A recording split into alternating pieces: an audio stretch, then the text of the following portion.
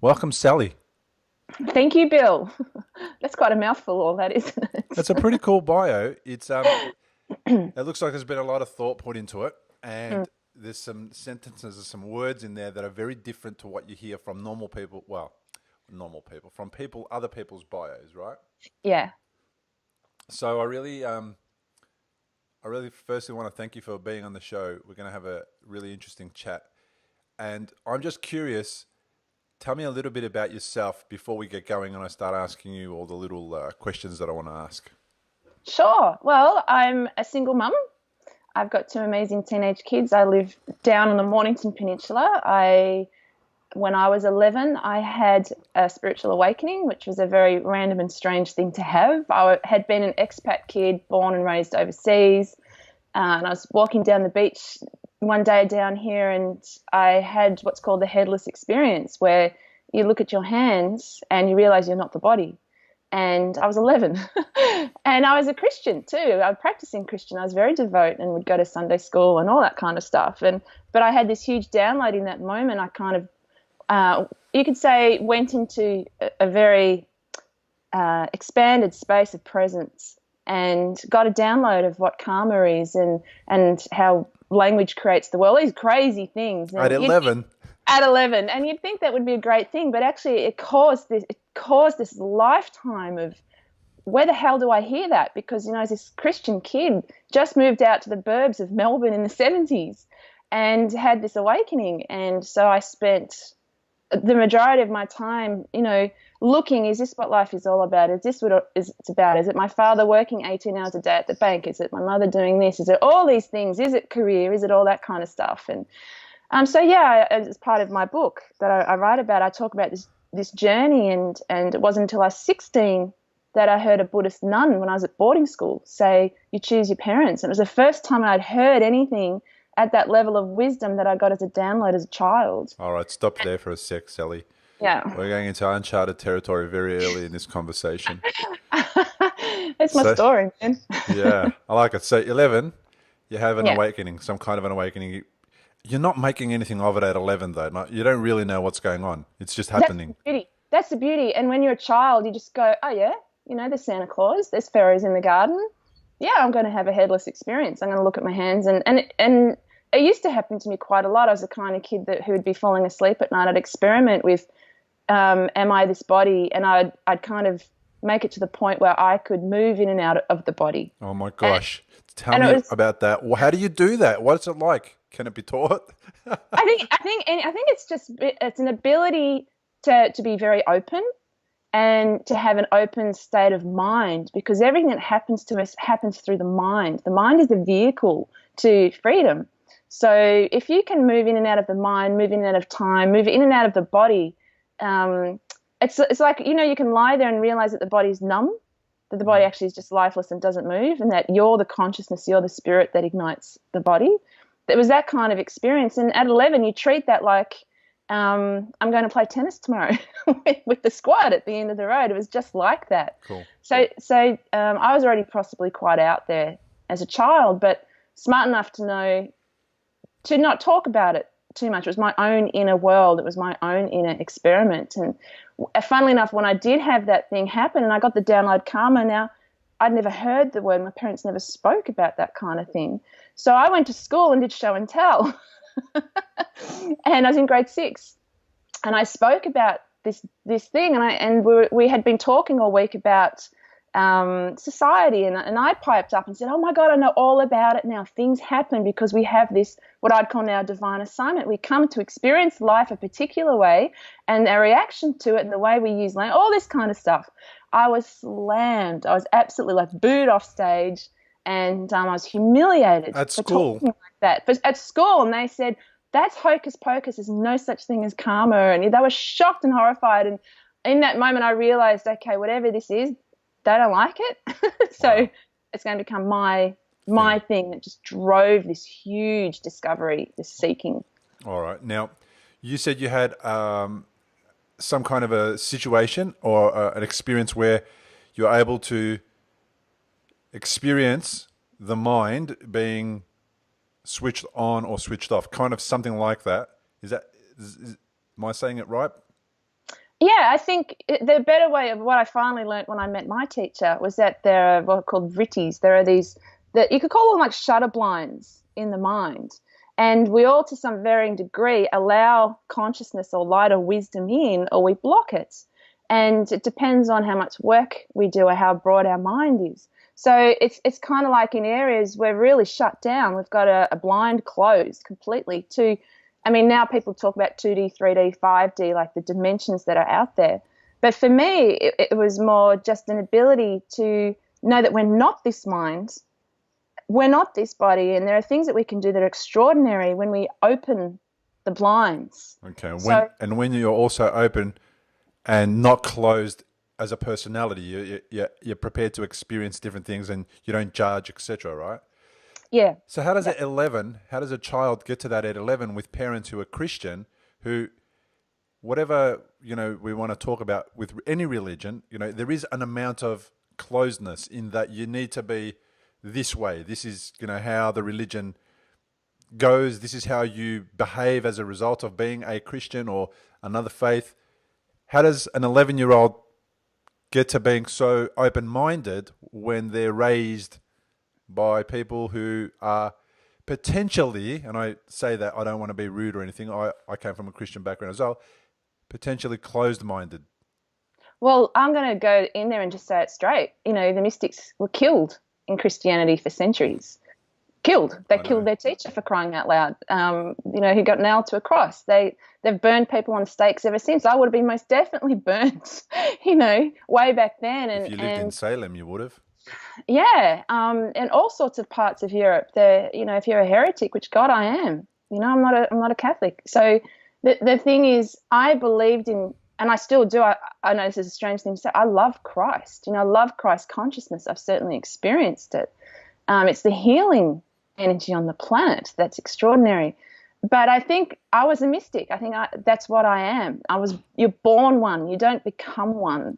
You can slowly unravel and allow your mystic nature to come through. But I was just born one, and I never felt trapped. I think because I had this broad mind, even as a child, I was always searching and seeking, and I was one of those obnoxious kids that asked 1,000 questions and big curly ones to adults. And I think I was an intense child as well, which I can own now. Really intense kid. But I would go to church and I would milk it for all it was. I was the kid that rode her bike when no one else was going. And then when I didn't get enough from the Church of England, I was the kid that joined the Catholic Church over the road because they sounded louder and bigger and brighter. And is their experience better? But I never got the answers. I never got the experience I wanted because in the church, they still try and temper down your personal experience. So I didn't take it too serious. I just kept looking. Okay. It's interesting when we go through this, journey of being told what to believe in and religion and all that kind of stuff, that often that gets tested. In most people's lives, that gets tested.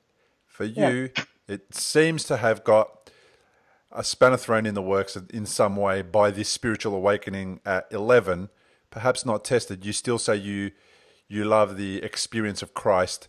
And I get that whole thing because Christ seems to be one of the very first, forward-thinking people, if we believe the scriptures, and believed in, healing, and believed in helping people, and believed in, that it's not about, stuff. It's about being on the planet to do the right thing and something better. And he paid a price for that. He made that ultimate sacrifice. Now, whether he was the Son of God or We not, all are.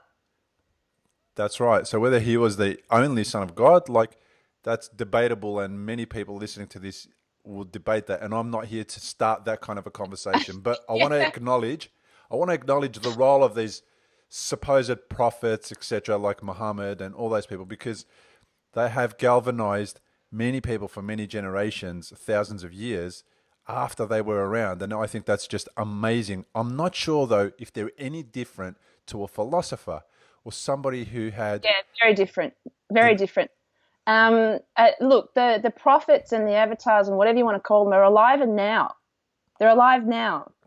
They're always on the planet. We always need them. It's not delegated to like 2 or 3 of the man's club. They're always around. And the only difference is, like, let's look at Christ. Jesus, his name wasn't Christ, by the way. And there's a huge modern mystical movement in the Christian church that's bringing me a lot of hope. There's a guy I've been reading at the moment called Richard Rohr, who's a brilliant pastor in the church who's taken the non-dual teachings of the East, and he's had some kind of awakening with them relating to Christianity, and saying we made Christ into this thing that he wasn't. He was a human. He just lived actually a normal life until he got to his 30s and all hell broke out. But we forget we have put, and this is what the church has done, this is what religion has done. He's the only one. He has to be. It makes us special and unique, and we're smart enough to see, emperor's new clothes kind of thing. And then it goes. But what happens is the further we move away from that time with that great being, from the teachings of that great being, and you said the scriptures. The thing with the scriptures is that when we come in with a base level of understanding, like straight off the street spirituality, we read them at face value, and that's when it's wrong. You have to have some kind of awakening, some mystical experience, some experience of God to start to get the real meaning of them. And people don't allow that to happen. So we've got this misrepresentation of the real thing. But as far as them being different to philosophers, absolutely. Philosophers kind of think. I've got a very philosophical mind. They think and they surmise, but they haven't had that experience of God. So, and I would say someone like Albert Einstein, who ended up being quite a philosopher, but he also ended up being quite mystical. When he was going into the theories of the cosmos, he actually started to have divine experiences. And his final writings were absolutely spectacular when you read. So I think someone who's established themselves in the divine has transcended thought, has transcended language. You get to a point where you can't even explain what it's about anymore. And a philosopher is stuck on one thing and being right in their way, right. Whereas someone who's really comes from that experience knows that's all bullshit. I hear you. Yeah. Okay, so, all right. We'll move on from there because this is a really pretty cool discussion, and I never thought it would go down this path, but that's all right. No, it's all good. It doesn't need to go anywhere in particular, but I raised that just a little bit earlier with regards to Jesus and what we classify him as, so to speak, or whether he was a philosopher or not, because I wanted to get to the point where, like everybody, you experience some health challenges. At some time, we're all going to experience health challenges. And I'm curious to understand when you get to that stage and with your upbringing and this experience that you had at 11, how does everything that you believe, know, etc. now start to shift, or how does it start to explain what's happening to you? Because for me, it was an interesting thing that happened to me when I experienced, one of 3 brain hemorrhages in 2012, and then the other couple some months later, because I got to that point where I understood that there was a mortality and I was mortal, and that could have been next day or in a month or whenever. And I kind of had to come to terms with that for the first time ever, pretty standard male, in a Western society. We don't think about that. And then that experience kind of made me question everything that I had done in the past, both as a physical person, but also as a spiritual person, and somebody who wanted to think that they were better up until that moment, better than others, in that, I was doing amazing stuff and helping people and all that kind of stuff. But really it was the ego. And then I kind of had this different level of understanding of where I fit into the planet and how big or small I am and how important my ego is and all that kind of stuff, and what I'm supposed to really be doing on the planet. So how did it shift for you when you experienced some health challenges? And if you don't mind, if you give us a bit of an idea of what those health challenges were. Well, I was born unwell. I was born and spent the first 6 months of my life in the Stockholm Children's Hospital. I was born with disabled legs. So, and back then no one could do anything about it. From the age of 4, my knees started to dislocate. And they dislocated a lot, did a lot of damage. I had my first knee reconstruction at 9 to try and fix one leg and see if that would help, and it made it worse.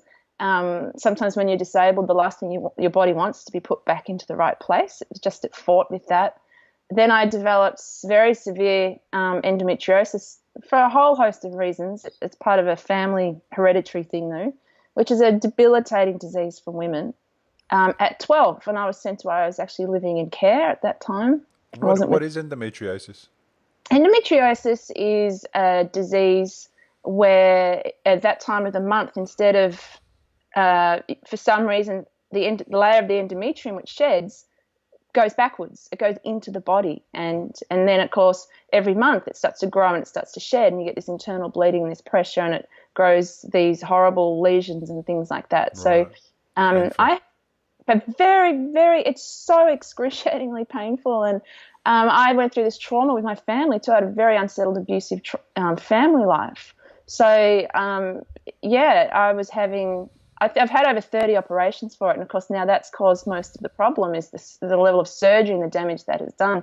So, yeah, I was always either dislocating a leg or I would spend time always in and out of wheelchairs and crutches growing up. My friends used to call me Duck because I couldn't walk straight because I was always protecting my legs. Kids are so cool. They are so cool. They're so creative. Yeah, and there'd be days you'd be hunched over on your crutches thinking, I don't know what's worse right now. I don't know if it's the legs or it's my tummy. Like, it was just like that. And then when I met my teacher and I joined the centre, I was told at 16 I'd never have children. I was infertile, and I became a yogi. And a year to that day, I fell pregnant with my first child. And they said, "Oh, you'll never have him. You're too all these things." And I had a 10-pound, now 6'1", extremely healthy child.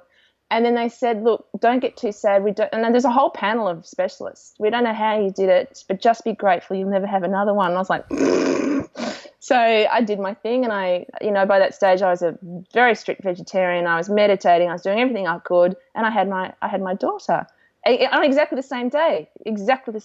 So How many years apart? they're 2.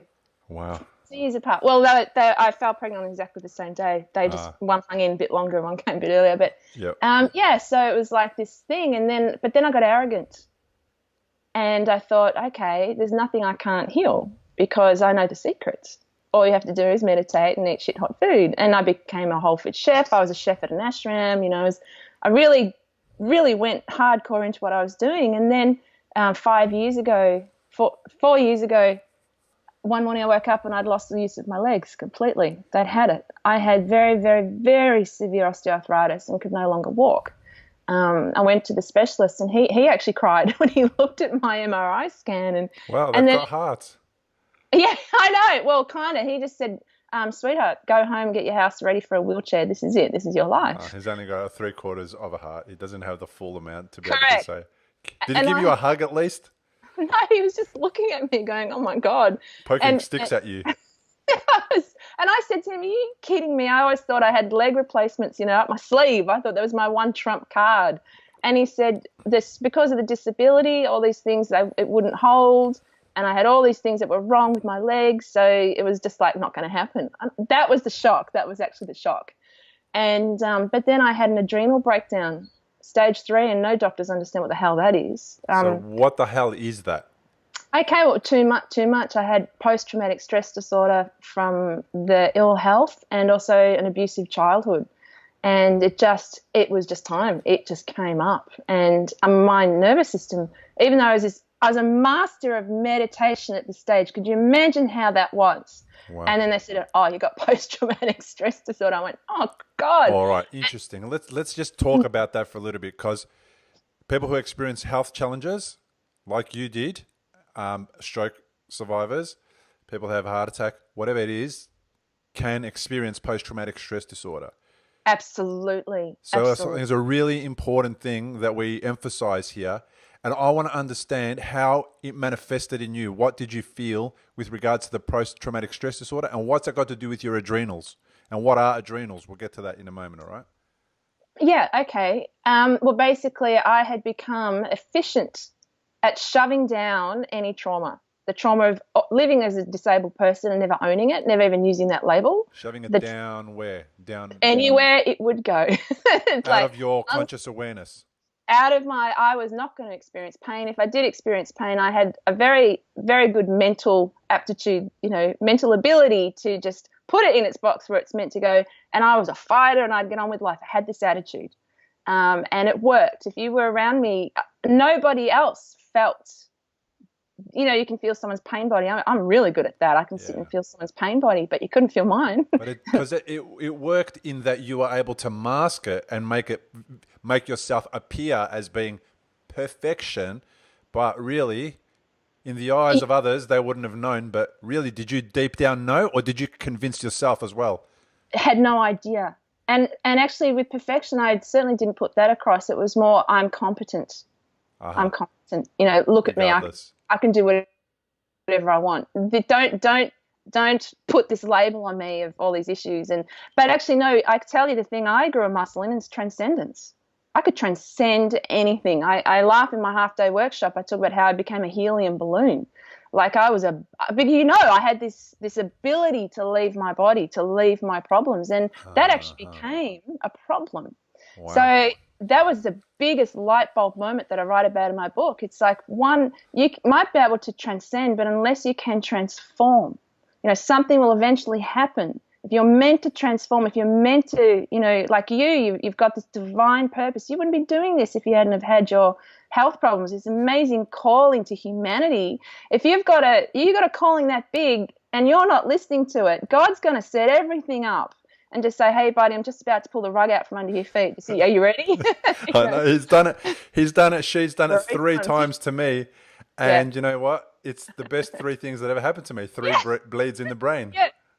Yeah. And look at you, you're doing all this amazing work. Now, by the way, I had guys, another lesson to learn. So if you're listening and you've had a health challenge or stroke, whatever it is, a heart attack, other health challenges, when I say is the best thing that ever happened to me, it's not the best thing that ever happened to my physical body, but it is because of that I'm doing the things that I love now, which I wasn't before. And I'm not saying that I wake up in the morning and I can run up a mountain. I can't. My left side doesn't work the way that it used to, and it hurts. It's not visible, so I have one of those, like you, a disability that's not visible. Now, I don't consider myself disabled in a wheelchair, none of that stuff, but it wasn't fun and games when it happened. So I just wanted to make sure that people understand that I'm not somebody who just had a bleed, woke up, and everything was perfect. No, it's not, not like that for me either. It's a journey. And we're here to evolve our soul. We're here to go home. Yeah. So, if it's your time to do that, then you're going to do it. Yeah. And we do fight and kick and scream. Like you have that. You don't wake up going, "Ooh, cool." Like you wake up going, "What the hell?" You know. So, all these things. Why me? But you're good at being able to leave your body, like you were saying. You become a helium balloon. Keep going down that path. Tell us what that's all about. Yeah, well, I mean, it's a very complex, intricate tapestry of a story. But basically, it just went from bad to worse, and everything I'd used in the past didn't work. So then I developed Hashimoto's disease. I started putting a lot of weight. When you got knee problems, it's the last thing you need. I lost my relationship as a result of that. I was fully disabled and so unwell, and I had to move house. I had to go through a separation. I had to sell my home to pay for my medical bills, and that was going fast. I had to pull my kids out of a private school because, the medical bills. And then, of course, I lost my ashram community for a while. It's just anything that could go wrong went wrong. And I ended up just completely at a point where all I could do was stare at the ceiling and almost dribble for I had nothing left. And in that moment, I knew I had everything. And it was fascinating. And I remember people would come to me and they go, "But you must be a fraud. You're a health coach, you're a whole food chef, you're a master meditator, you've done 20 years in an ashram.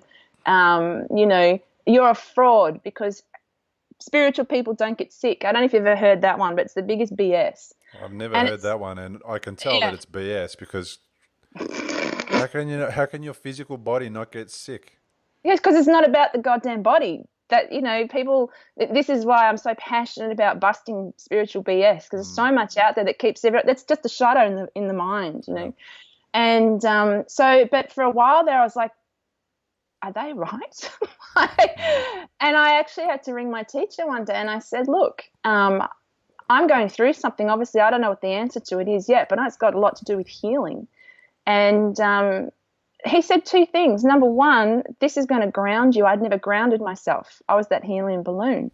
You've hit the earth so hard, you've gone, I've splat. And it's true, and I've been grounded ever since. And then the other thing he said was, the answers are always with those saints, the prophets we were talking about before, the saints. And he said, read the lives of the saints that I had studied. Go back over them. And a great spiritual teacher never gives you the absolute answer. Never. They're not meant to. I mean, in this day and age, you can Google anything, pick up a Hay House book, and, you've got Wayne Darr shuffling information around. He'll tell you everything you want to know, but you have to work some things out for yourself. So he just pointed me in the right direction. I spent time reading these saints, and it was just hit me. They all were sick. They all suffered. They all went through some kind of thing that drove them deep into humility, deep into compassion, deep into love. And I knew that I had whatever layer of spirituality I had, it wasn't the end point for me. There was another layer to go. And I had to go through this humiliation, this no longer depending on the body. I was a doing type. I could do out of pain. So if I felt pain, I'd go and do something. Like that was my nature. So they took the doing away. A distracting process. That was my unique skill. That's how I did it. It was like, okay, I had mental toughness, and I would do. And for some people that's enough for healing, but for me it wasn't. So you probably had physical pain because of how you were born, and then you would have had emotional pain because of what you went through. Obviously during your childhood, then in every aspect of our lives, we pick up a little bit of emotional pain and carry it along and bring it along for the ride. So you would have been aware of the different versions of pain that you experienced, physical and emotional. Were you just avoiding one, or were you avoiding both? Good question. I think by this stage, was very comfortable with emotions and knowing that I was a devotional, emotional kind of a person. I'm artistic and creative. So, I definitely was accepting of that. So, but I think my ability to do would override my emotions. I could get quite analytical and logical and override my emotions. So, really cunning, really cunning. Did me no good. But the thing was, I was meant to, and when these things happen, I'll go back to that teaching I got when I was 16 and I was at boarding school, living in sick bay, and I was there because home was too volatile. I couldn't live at home. So that's when the post-traumatic stress disorder clicked in, when I got to the point where I had to be removed from home. And cortisol is a result of that. When you live in fight or flight full time, then your cortisol levels go through the roof until one day that your body says, I can't keep pumping it out anymore, and it just stops, and you just have an adrenal breakdown. It's a complete wipeout that I had. Adrenal glands being the glands that are responsible to create the adrenal hormone, adrenaline, that gets us pumped and going when we have to run away from something that's dangerous, that our life is at risk of. So it sounds like the interpretation that your body, that you were getting out of what was happening in your body and all that was stuff I need to run away from. My body is at risk. I'm at risk. I'm not safe. Yeah, hide. And I wasn't safe until 40. I went and had and I thought, no, it's okay. I can sit with my father. Mother died 1,000,000 years ago. That was horrendous. And my father in a cafe at the age of 40 still grabbed me around the arm, and went to pull me in and was screaming at me. And I thought, I'm 40. And I just went, no, it doesn't happen anymore. It just doesn't happen. I've tried all that spiritual BS of, oh, well, they're your family, must always let them in. You're the evolved one. You find the way. Sometimes you just can't have certain people around you. I love my father so much, but I cannot be in his company. I can do this. I can Skype because I can shut the lid, but, I can't be in his company. You can love him from a distance. Yeah, I love him, admire him, but he's just, he in his mind, I'm still that 6-year-old girl that you can just do that kind of thing to. Yeah, it's not on. So then that was another thing. Imagine having all these downloads and doing all this work, and then it pushed a wedge in my family relationships. So sadhana, or deep spiritual transformative practice, is not pretty. It's not glossy. You don't walk into a church or a temple or a synagogue or an ashram and have this experience and come out with a white robe. And, yeah, son, it doesn't work like that. You actually get stripped bloody raw, and you have to go through great loss. And it's that can be the way. Some of the loss that you experience. What kind of loss? What do you have to lose? What are the things that you lost? You have to lose everything you think you are. You have to. The ego holds on so tightly. The fight is always with the ego. When we're suffering, it's always that fight, that tackle with the ego. It's, the Buddhists say all suffering is ignorance, and that the Buddhist said that there are three things that will definitely happen in life, and that's old age, death, and disease. So, how we deal with those is, of course, how we suffer. We know because we've come out the other side of suffering. But then you realize when you come out the other side that there is no suffering. There's no suffering. It's just attitude. Yeah. It's interesting when you say things like, you have to you lose a lot. And, I think about some of the things that I lost, and definitely what I lost was the ego. I had a lot of help though. So what happened to me was when the head switched off, it switched off, literally. I couldn't use it. I couldn't count. I didn't know my name at one point. I didn't know who my wife was for a small amount of time. I couldn't type an email. I didn't have a concept of time. How long something took. An email that I thought took 5 minutes, I just realized, I was at the thing for an hour. Oh my God, like, how did that happen? So the head completely switched off. So then what started happening is these other emotions started to come up. When I say emotions, heart-based stuff. And my gut started talking to me. And Good. The gut was going, info, and I didn't understand how to interpret that, how to read that. And I was really amazed that now with my head switched off, I did pick up some skills, and I went through some coaching, and I went through some mentoring and all those types of things to understand how to connect and how to read those signals and how to be able to guide my life without the head being the one and only intelligence that's guiding me around the place or telling me what to do.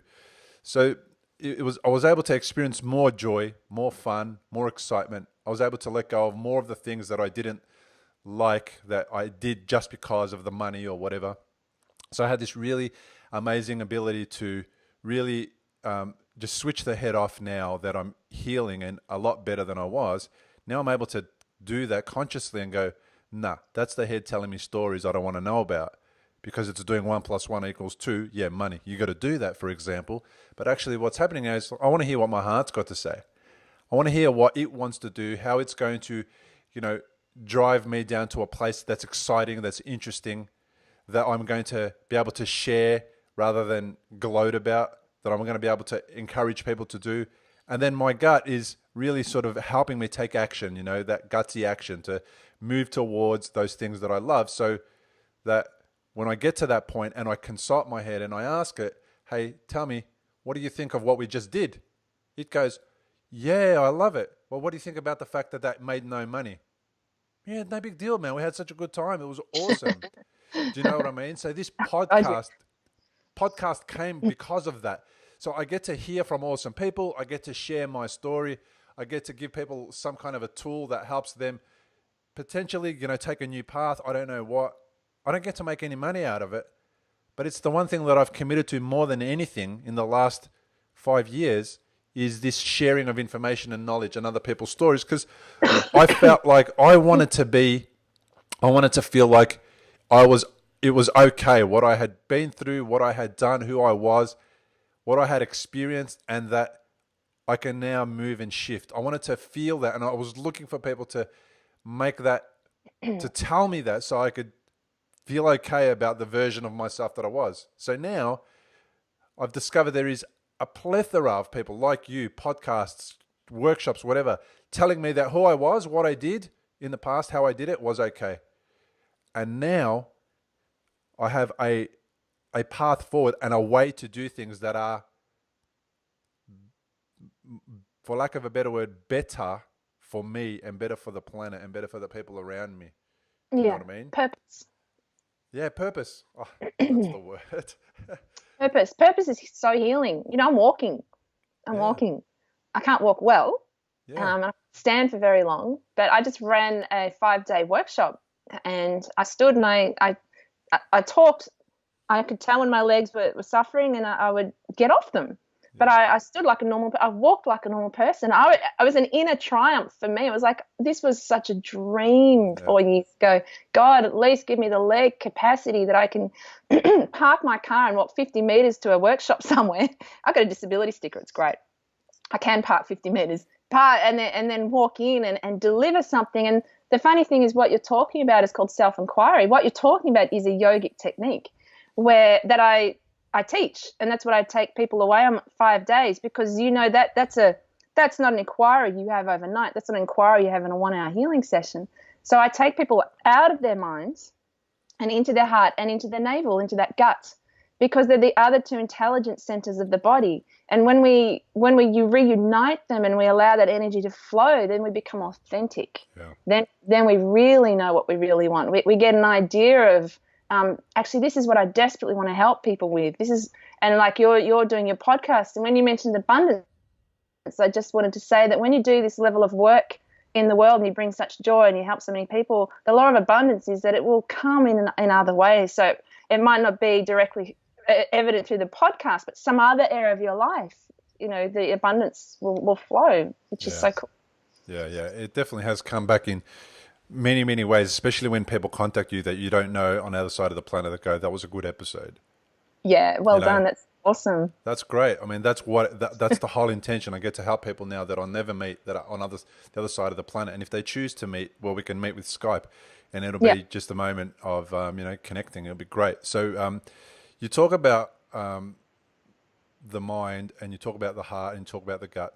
Did you know that the gut has like the same amount of brain cells, neurons, that a cat's brain does?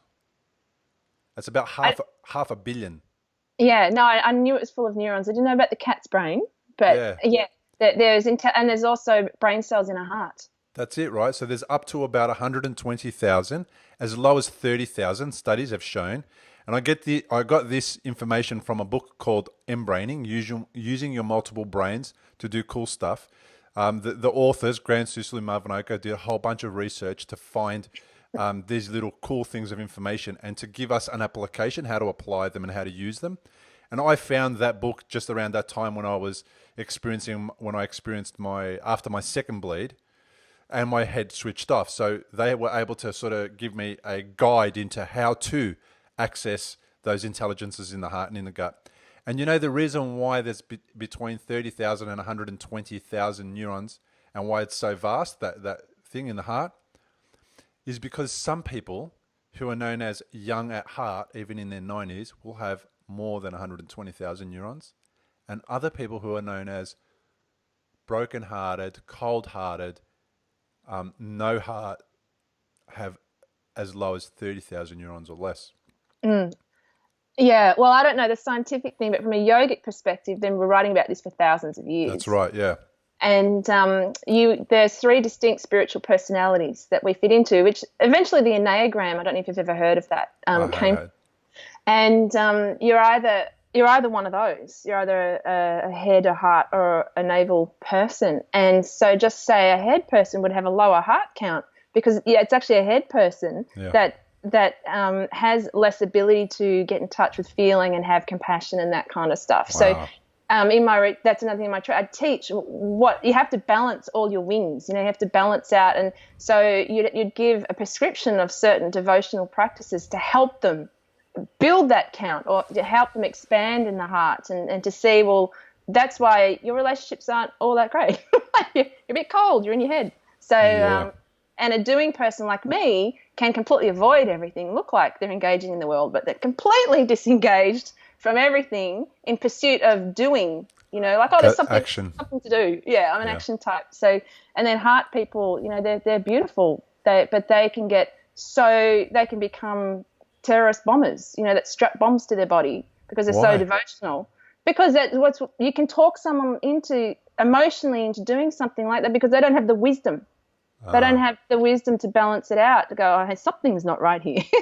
and they're possibly not grounded out by enough doing. So it's very important that we understand what we are, how much of that, and what we need to do to balance ourselves out. Yeah, wow. This has so far been a really amazing conversation. I'm loving it. Tell me about meditation. It's, widely recognized as being very important in healing and in connecting to oneself and all those types of things. But give me your version of meditation. Meditation is just sitting with yourself. Meditation is switching off. at the most essential part of it. It's just when you become present. Meditation is there to become present. The answers of everything we want to know, the answers to all healing, to all our solutions and problems, to everything is in the present moment. So if we can meditate, then we can see and become aware of who we're being, what we're doing. We can ask those questions like you were asking of your heart and your navel and all those sorts of things. But it's just to be. Meditation is just to be. And again, some people need to calm the mind. Other people can't calm the mind. So you really need to be around someone who understands different forms and styles of meditation to give you the right one. You don't have to have a calm mind. There are tricks and techniques to override it, which of course they're the ones I'm good at. And yeah, there are all sorts of forms of meditation.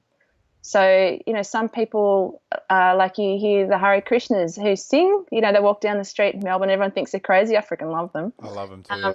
I love them, and I even started hanging around them for a while. And the best part about them is if you want to get away from them, which there's no reason to, but you can hear them coming a mile away because they're so loud. Well, they're devotional. They're love types. So, they'll just do because, my God, who wouldn't want to hear about Krishna? And I am grateful for them because they make the world a richer place. But they're actually in meditation.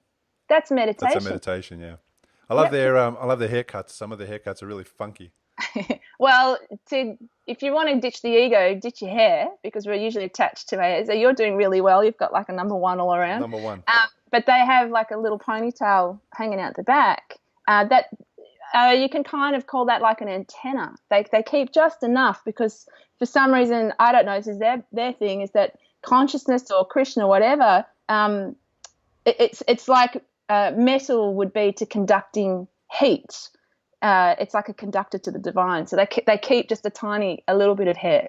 Well, I know one thing about hair is hair on a face, eyebrows, whatever, the head, and for men, obviously on their face, their chest, etc. It's something that is able to sense and pick up things from the environment. So in the Paleolithic days or whenever we were hunters and gatherers, we didn't have the amount of clothes that we have on. We'd go out, we'd hunt, and those hairs, the hairs on our arms are an extension of our nervous system, and that's why they stand on end. Yeah. And they pick up things, that are so out of our eye, the awareness of our consciousness, our eyes, that help guide us instinctively down, particularly, potentially the path of wherever.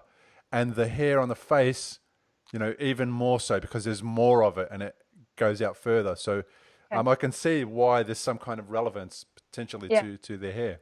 Yeah, and they're saying it's to that divine higher power. Yeah. Yeah. Oh, there you go. Very cool. I hadn't thought about that. Thank you. Yeah, that's okay. So tell me about meditation. Tell me about yoga. Yum.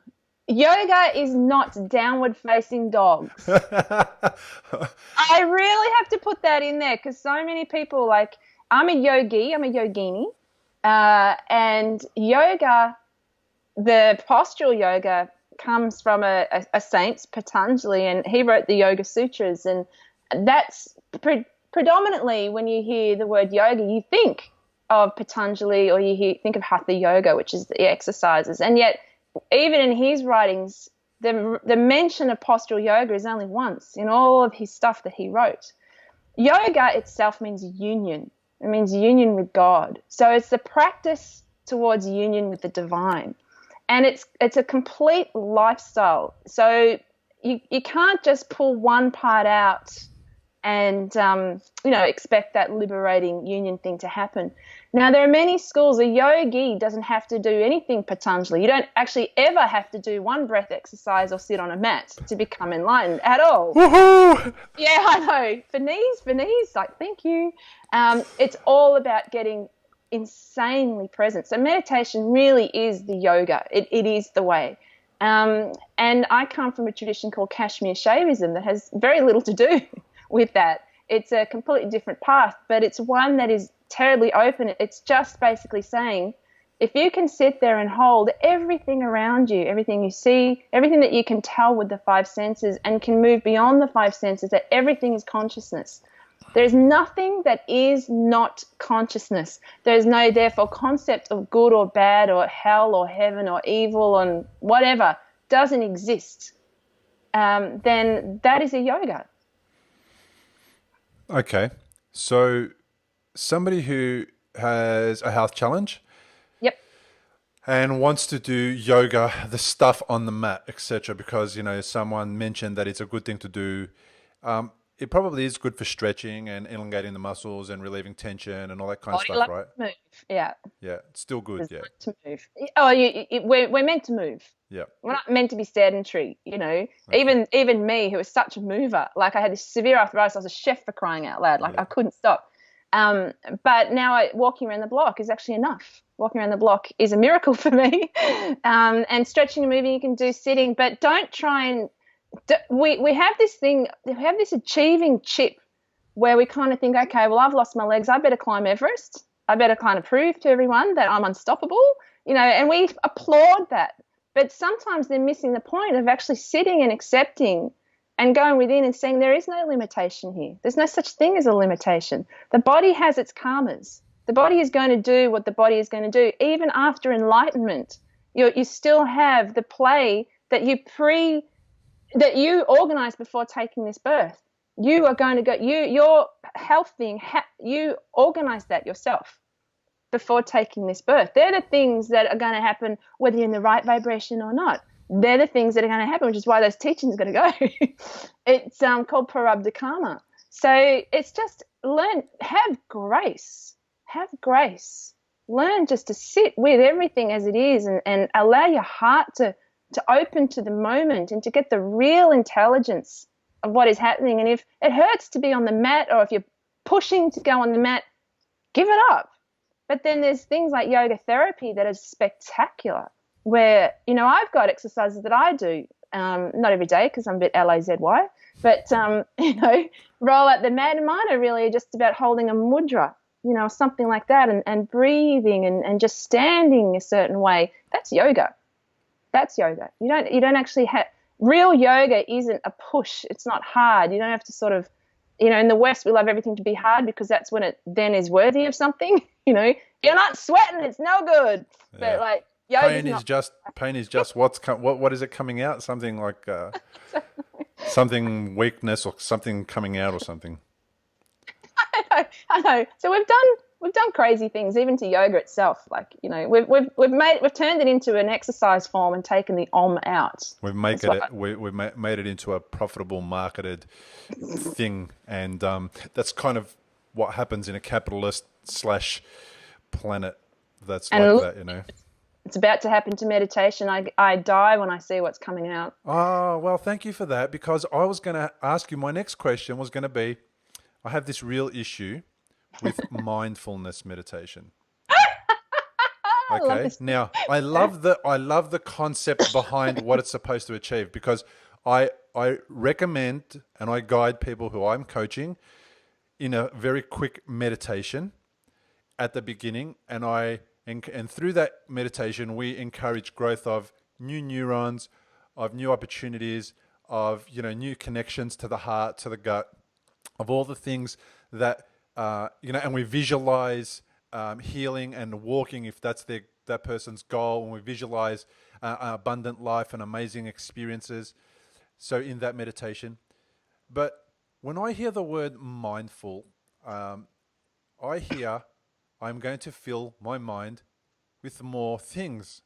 And when I came from a place where I was mindful and then my mind was emptied, I don't want to be mindful anymore. You're not meant to. Yeah, right.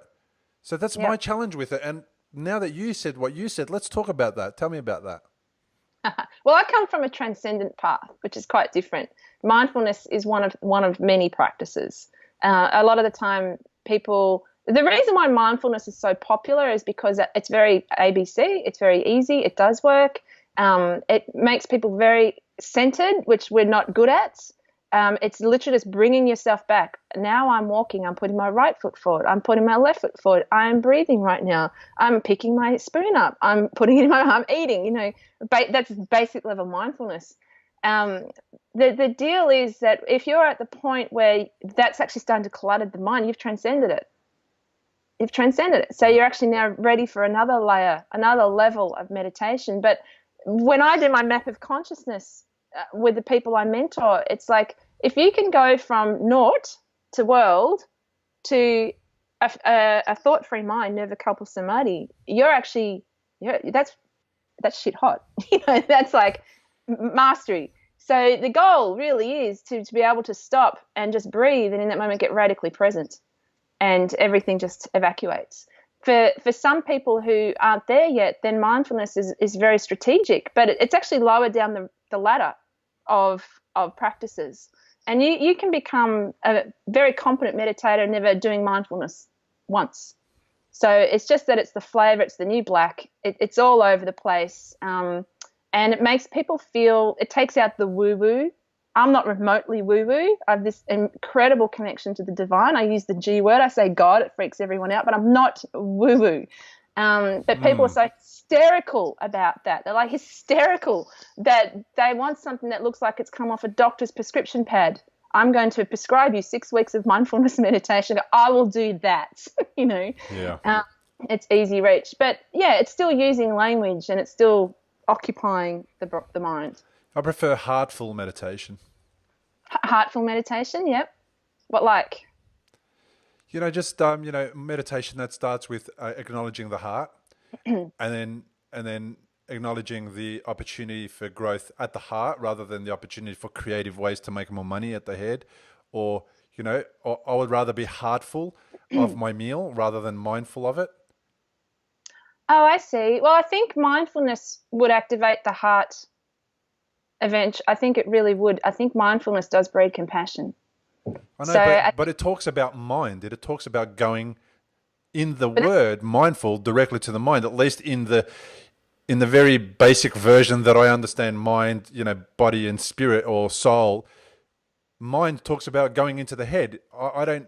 Well, that's because all liberation happens funnily enough, it happens in the head. It's the head we have to overcome. We have to. But we have to quieten it. We have to let it go. We have to chill it out. We have to crack it open. Thank you. I did. You did. Have you seen, I think her name's Jill Bolte Taylor. I think that's her name. Have you seen that clip that she wrote on YouTube? Reminds me of you. She was a brain neuroscientist and she had a brain hemorrhage that took 7 years to recover from, but she became enlightened in that experience.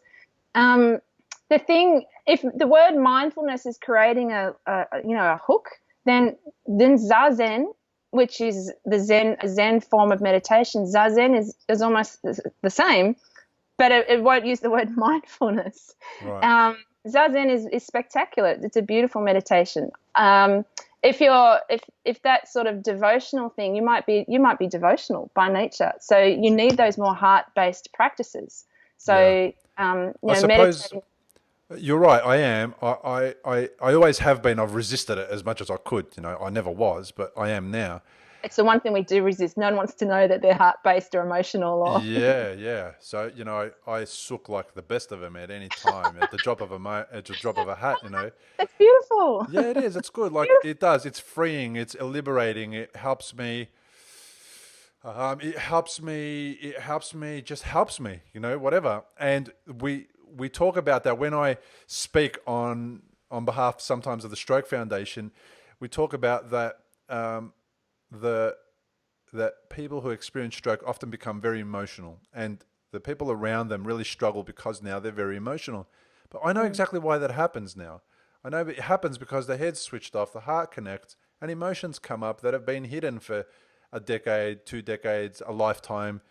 So I think the word mindful, the connotation of that for me, I think is where the difficulty lies in that discussion about the meditation that is mindful. And that's, I think, what it is. So when you describe with a different word that doesn't say mindful, then I like that better. And also, you might not, that's a wisdom tradition. That might not be your cup of tea anymore. Yeah. So there are 3 yogas. There's Bhakti yoga, Jnana yoga, and Karma yoga. And they are, if you are predominantly heart-centered, you don't want to be doing wisdom tradition stuff. You need to be doing Bhakti yoga, the yoga of love and devotion. So, I'd be giving you all these practices to do to fill your heart up. And we want you to be that rich nectarian person, that experience where you feel your heart, you almost, it's throbbing for the pains of the world. It's like it just desperately wants everyone to love and be happy and wants world peace. And you can't, the heart drives when it's doing that, then you're being of loving service to the world. And it's like you're wanting to, I don't know, in the devotional practice, say wave light. You want to wave, you want to recognize, acknowledge everyone and let them know that they are these loving, magnificent beings that, chocolate's pouring out of the heart. I don't know where that just came from, but light is streaming through, and it's your infinite intelligence is in there. And there are so many ways. And funnily enough, kirtan, that singing meditation, is one of them. But there are a lot of devotional practices. And one that's really important, that when we got rid of religion, we threw a lot of devotional practices out, the baby with the bathwater. And that's sad. And I'm a big stand for throw out, really, we've got to purify the crap that didn't work, and there's a lot. We've got to get created our culture, for crying out loud. We've lost ceremony and feasting with family are all devotional practices, and building relationship and all that kind of stuff are devotional, and it's a yoga as much as sitting there in mindfulness. You're talking my language. Yeah, well, we've just nailed what you are. Got into that. So, you're my new guru. So we can give you, I am very happy to give you practices there. But yeah, like it's like that doesn't even resonate for you anymore. I'd actually just ditch it. Like I would start looking at those devotional things. I pretty much have. Like it's going to take me 18 months to develop my online course, 10 Steps to Brain Health for stroke survivors. Wow. Awesome. Well done. I've never taken 18 months to do anything. Good on you. Because there was no money in it in 18 months. What do you mean 18 months? Oh my God. Forget about it. We're going to make a quick buck now. Yep. Do you know what I mean? So I'm about 6 months into that process, and all we've done, and it sounds like all we have to show for it is a guide, which is 7 questions to ask your doctor after a stroke. It's for carers and it's for stroke patients. If you're able to comprehend that and download it as a patient, that's great. If not, it's awesome for carers, because it asks simple questions like, what kind of stroke did I have? Where did it happen? What did it impact? Is it going to, do I have a risk of another stroke? What can I do to help avoid another stroke? Questions that I wished I asked, and even when I did, no one had the answers, but at least it starts a curiosity in that person's body, mind, and spirit to seek out solutions to their challenges or the path forward. So when you look at it, it looks like 1 page and only 7 questions, or 7 pages and only 7 questions. Well, that's not a lot for 7 months, but the amount of time and effort and thought process and the work that's gone into it to make it that is 6 months worth. That is what was needed to get it done. If I had done it quicker, and if it was up on my site and everyone could download it straight away, it would lack the thought, the process that was needed to really make it a valuable tool, and to really have it where somebody can just print it off and carry it to the doctor and read those things off and go, bang, bang, bang, bang, bang, I want to know the answers to all these. So this now being able to take, and when people download it, they're not going to take any money. I'm not going to take any money for that. So in the past, it would have been, okay, well, what's in it for me? I'm going to give them all this stuff. Well, I need to get something out of it. And I do need to get something out of it for my time. When I build the course, when I put it online, when I have to pay to have it up there permanently and all that kind of stuff, there'll be something to come from it. But it's taken 18 months. It's going to take 18 months to get to that point. And I just love the fact that I can sit and do that now. And because now I'm working towards doing that thing that drives me, which is my heart, rather than doing what distracted me from my heart and drove my brain, my head, my consciousness. So look, it's been a great journey. I've learned a lot, and I'm better for it. I'm reminded of it every day, like you are, with the challenges that you've got. It doesn't define me, but I am who I am, and I don't wish that it didn't happen. I don't wish that my leg doesn't hurt today, or that I'm not going to lose my balance today or any of that stuff. I just going to do the best I can with everything that I've got, that I've been dealt with. So that makes it a lot easier for me to see myself in the future as somebody who is contributing to society, somebody who is, got great connections and great people around me. So I'm kind of feeling a similar thing for you. You're able to see into the future and go, you know what, I like this version of me. I want to just draw attention to the fact that, and I know you already know this, but you're on a bigger spiritual journey than you give yourself credit for. Yeah, and right. My book's called She Monk, and I'm trying to find a male version of that, because the joke is a monk is a monk, it's a man thing. But for me, when I listen to you and I hear you, and I'm very present to you right now, I'm very connected to you. My heart's very connected to you, and I'm feeling your spiritual journey, and it's rich, beautiful, and you're already learning that you can move beyond time. Time is just this manifest thing that is there for a little reason, but still manifest like a tree is manifest, and we can go beyond time and nothing matters. And you're becoming, there's also a mystical journey for you, and you're becoming this beautiful, humble creature with a giant heart. And you know what? That is what's going to radiate and pulsate with people. And I call it the funnel of love. Like, so we're both entrepreneurial. We both like that. You have to, have that way to be that way. And if we just remember that the top of our funnel, that 80%, is how can I just love and just give, then the rest will just start to take care of itself. And then you'll have no qualms about the fact, well, you know what, if you want me to do that for you, I'm going to just charge you for that. It keeps it clean. But when you realize that 80% of what we're doing in our business or in our purpose is so heart-centered, and it is just, how can I reach out to people? How can I love them? How can I stop them in their tracks and get them to turn a corner? Like, I see you as a she-monk, as a whatever I'm going to call it, this spectacular spiritual being using the world, using their experience in the world as their practice to keep them expanded, to keep them open with this, what normal people, able people would find a deterrent. And I'm with you. Like, I don't know if I'm going to stand up in the morning that I'm not going to get grinding pain. And I know that, for a week every month I spend in pain and I can't function, can't work.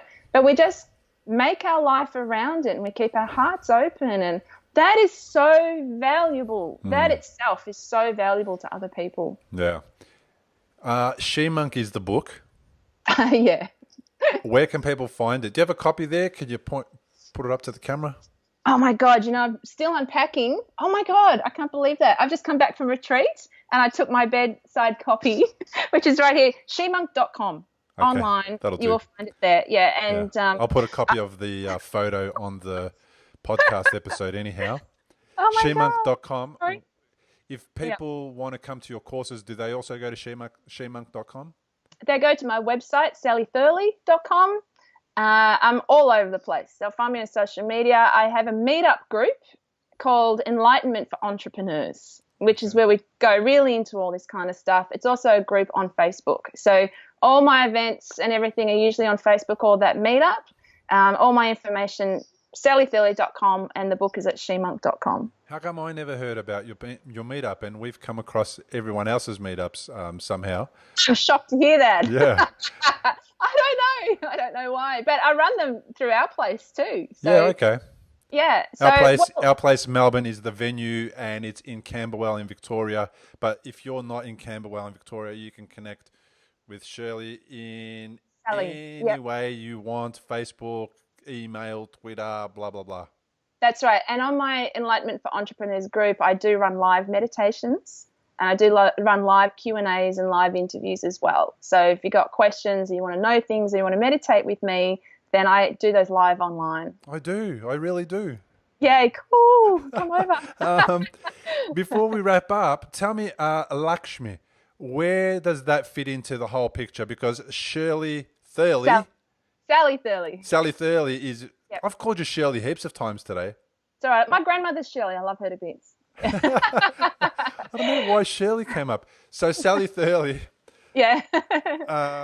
is not anything like Lakshmi. It doesn't come from that space. So what's Lakshmi? Lakshmi, for 20 years, I was called Lakshmi. When I did the hardcore thing. You know, I joined an ashram. I sat at the feet of an enlightened being. And again, another thing, to let go of any identification. When you initiate or when you join, they give you a name. And the name they think thoroughly over, and it's like, what is that person's energy? It's a karma. You get given the name and you actually have to grow into it. You have to allow that name to take over. And I got Lakshmi, which, if anyone knows the gods and goddesses of the Hindu pantheon, that's quite a big name to carry. And I certainly copped a lot for getting that name. And she's the goddess of abundance. So for me, a lot of my journey in my spiritual practice was to understand my abundant nature and what abundance truly is, and to live like I live now in total uncertainty, which is a very spiritual thing to do. Humans need certainty. Spiritual people can live in uncertainty, not knowing where the money's coming from, not knowing where the next thing is going to be, not knowing where you're going all the time. That's what abundance is about. It's actually just a flow. It's not about the big bank account and the yachts and that kind of stuff at all. So Lakshmi is what all that's about. And when I came out Of the ashram. of the ashram back into the world, and that was my calling. I had to leave all that behind. It wasn't easy.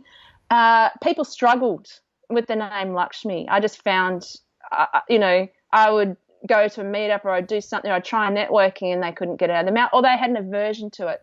So I thought, okay, it's time to bring my name back, but I couldn't. I cut Lakshmi out, and it just was terrible. So, half of me was missing. So I just whacked it all together. It's all in. Okay, sounds cool. By the way, your grandma says hello. I had a feeling that I needed to say that to you. Yeah, you know what? When you said it before, I think it's time to ring Gran. She's 95 in Queensland, so I'll give her a call.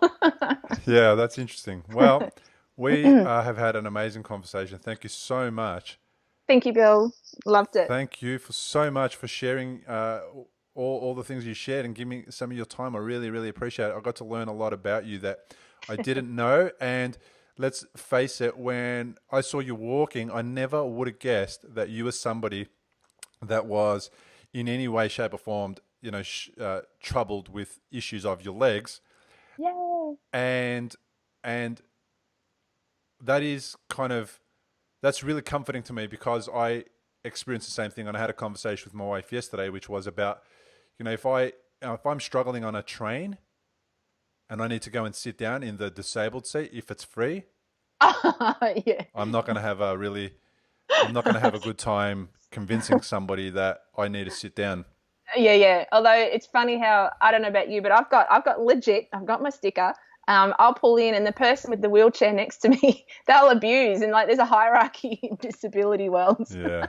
It's quite funny, and I take it as a compliment. If someone just say, "Hey, you're not disabled enough, you shouldn't be there," it's like, yes, good. Wow. On that note, thank you so much. And I look forward to catching you at one of your courses or your meetup or somewhere, because now that you've told me that those things are happening, I'm definitely going to be there somewhere at some point. Awesome. Can't wait. Thank you so much, Bill.